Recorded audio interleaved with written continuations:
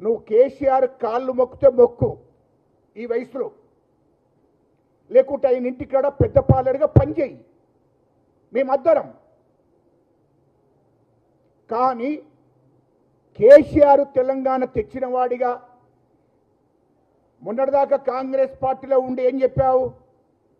కేసీఆర్ దగాకోరు, కేసీఆర్ కాళేశ్వరం ప్రాజెక్టులో మొత్తం కుంభకోణాలు చేశాడు, 1,00,000 కోట్లు మింగాడు, దోపిడీ చేశాడు, తెలంగాణ రాష్ట్రాన్ని నాశనం చేశాడు, తెలంగాణ రాష్ట్రాన్ని దోశాడని ఇదే జీవన్ రెడ్డి గారు మీ మీడియా ముందట, మీకు ఏదో రికార్డు ఉంటుంది, మీ మీడియా ముందట ఎన్నోసార్లు మాట్లాడాడు. వాళ్ళ మీద కేసీఆర్ కేటీఆర్ మీద చట్టపరమైన చర్య తీసుకోవాలన్నాడు, ముఖ్యంగా కేసీఆర్ మీద చట్టపరమైన చర్య తీసుకోవాలన్నాడు. అదే కేసీఆర్ మీద కాంగ్రెస్ ఎంపీగా పోటీ చేశాడు. కానీ నిన్న బహిరంగ సభలు ఏమంటాడంటే, కాంగ్రెస్ పార్టీ నన్ను పోటీ చేయమన్నది కాబట్టి తప్పని పరిస్థితిలో నేను పోటీ చేశాను. సిగ్గుండాలి, నీకు లజ్జ ఉండాలి. 77 ఏళ్లకు వచ్చినావు, కాంగ్రెస్ పార్టీ నాయకునిగా కాంగ్రెస్ పార్టీ నేను అని చెప్పుకొని కాంగ్రెస్ పార్టీ మూలంగా నువ్వు రాజకీయ జీవితాన్ని గడిపి 14 సార్ల టికెట్ తీసుకొని 6 సార్ల ఎమ్మెల్యేవై ఉమ్మడి రాష్ట్రంలో 2 సార్ల మంత్రివై సిగ్గు లేకుండా మేము కాంగ్రెస్ పార్టీ పోటీ చేయమన్నది కాబట్టి తప్పని పరిస్థితిలో పోటీ చేసిందని చెప్పుకోవడం నీ అంత అవకాశవాదం, నీ అంత లుచ్చాడా కొడుకు తెలంగాణలో దొరుకుతాడని నేను అడుగుతున్నా.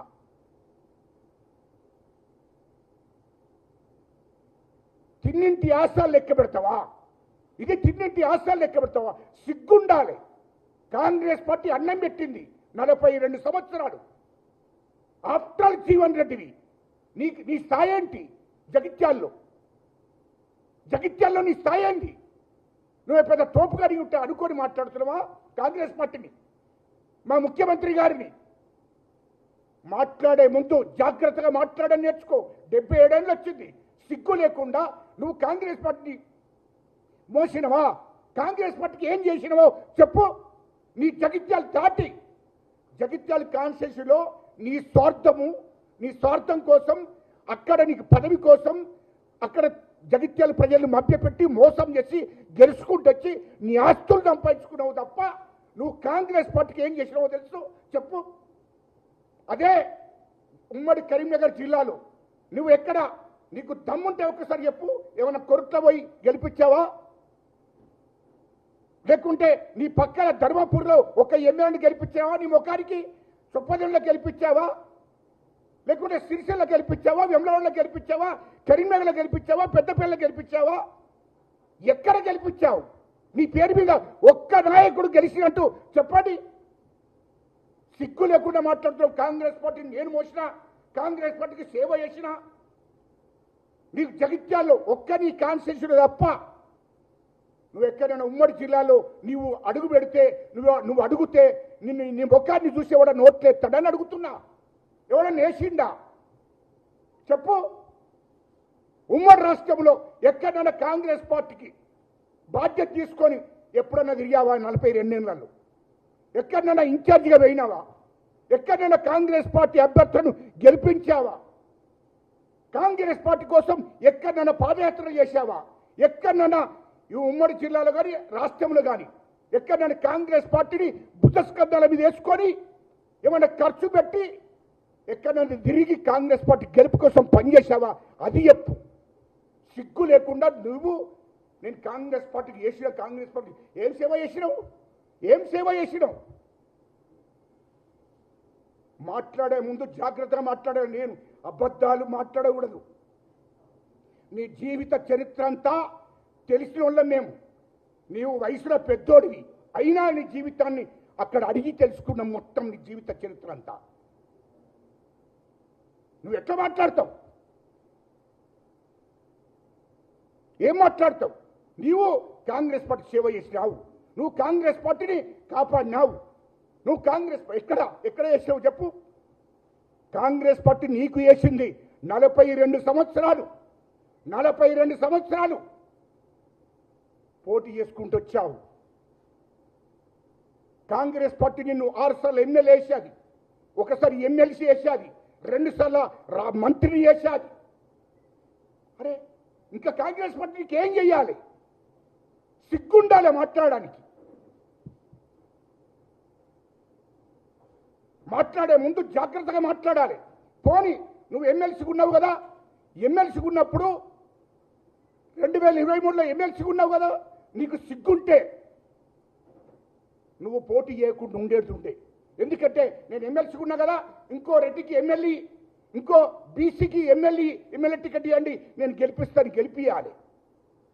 ఎంపీ నీకే, ఎమ్మెల్యే నీకే. ఎమ్మెల్సీ ఉండి కూడా మళ్ళీ ఎమ్మెల్యేగా పోటీ చేసినావు 2023లో. ఎందుకు అని అడుగుతున్నా నేను. నీకు కార్యకర్తలకు బాగా వేసింది అంటున్నావు కదా, జగిత్యాల కాన్స్టిట్యూన్సీలో ఏ కార్యకర్తనన్నా రాజకీయంగా ఎదగనిచ్చినవా? ఏ కార్యకర్త కన్నా ఆర్థికంగా సామాజికంగా ఏదన్నా చేసినవా? వాళ్లకు చెప్పు దమ్ముంటే. నువ్వు ఎంపీగా పోటీ చేసినప్పుడు మరి జగిత్యాల కాన్స్టిట్యూన్సీలో ఒక కార్యకర్తకు, ఒక బీసీకో రెడ్డికో అవకాశం ఇచ్చి ఎమ్మెల్యేగా పోటీ చేయండి అని చెప్పినావా? చెప్పలేదు. అంతా నీ స్వార్థమే, అంతా నీకే కావాలి పదవులు. ఇవాళ 23లో నువ్వు ఓడిపోయావు, 2018 ఓడిపోయావు. అక్కడ జగిత్యాల కాన్స్టిట్యూన్సీ ప్రజలు అసలు నిన్ను అక్కడి నుంచి తరిమేయాలని తరిమేశారు. సిగ్గుండాలి నీకు మాట్లాడే ముందు. ఇవాళ మా ముఖ్యమంత్రి రేవంత్ రెడ్డి గారిని మాట్లాడుతున్నావు, ఆ హక్కు నీకున్నదని అంటున్నా. సిగ్గుండాలే.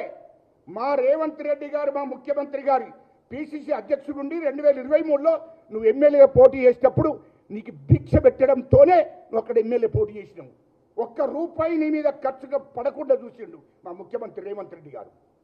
నువ్వు ఎంపీగా పోటీ చేశావు, మా ముఖ్యమంత్రి రేవంత్ రెడ్డి గారు ₹1 నీ మీద బాధ్యత పడకుండా నీకు సపోర్ట్ చేశాడు. సిగ్గుండాలి. అప్పుడు తెలియదా మా ముఖ్యమంత్రి రేవంత్ రెడ్డి గారిని? అప్పుడెందుకు మాట్లాడలేదు? మరి పిసిసి అధ్యక్షుడు ఉన్నప్పుడు అప్పుడెందుకు మాట్లాడలేదు?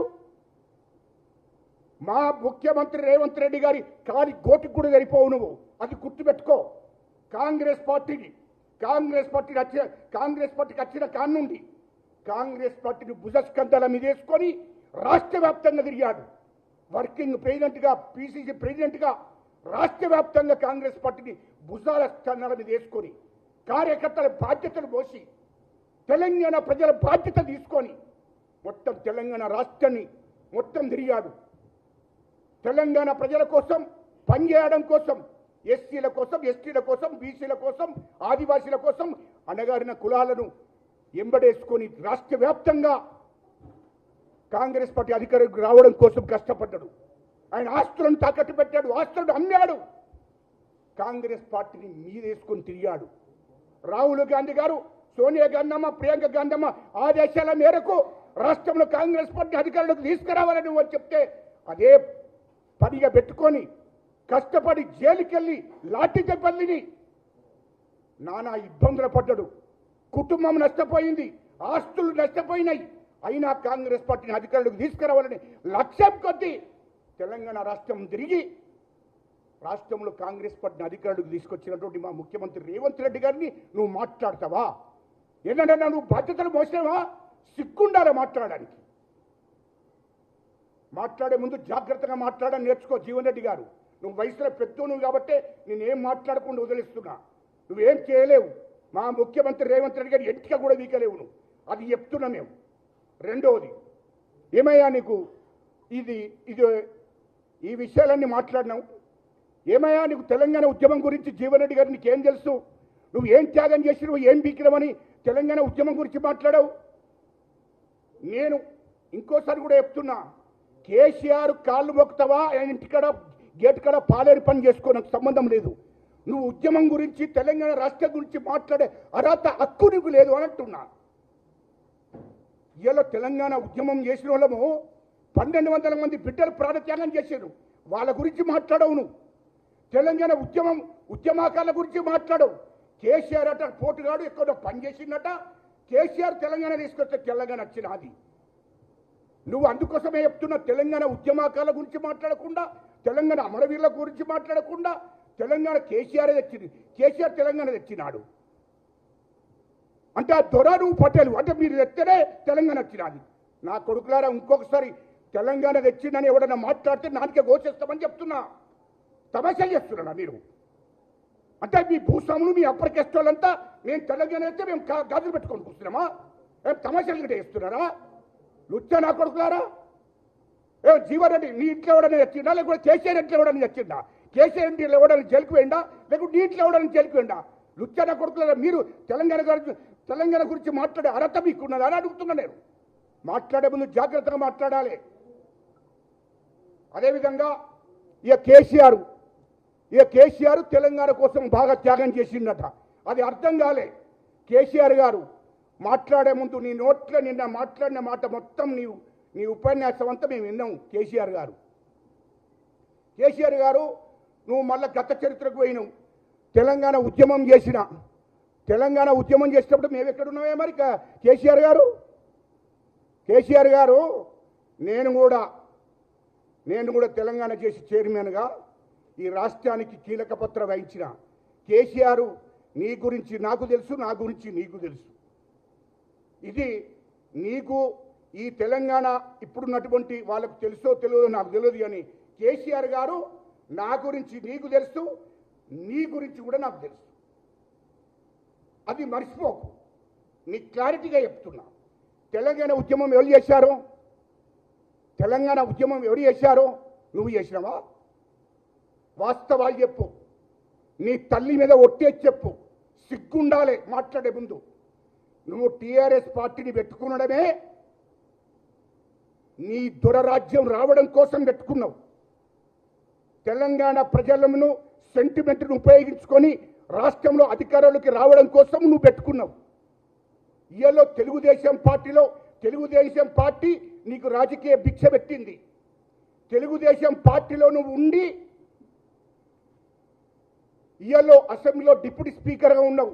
నీకు మంత్రి పదవి ఇయ్యనందుకు ఒక దిక్కు కమ్మోళ్ళు, ఒక దిక్కు రెడ్డోళ్ళు ఈ రాష్ట్రాన్ని పరిపాలిస్తున్నారు. ఇక్కడ నాకు మంత్రి పదవి ఇస్తలేడని చెప్పి ఒక నీచమైన ఆలోచనతోని నువ్వు బయటికి వచ్చి టీఆర్ఎస్ పార్టీ అని పెట్టుకున్నావు. తెలంగాణ రాష్ట్రం పేరు మీద టీఆర్ఎస్ పార్టీ అని పెట్టుకొని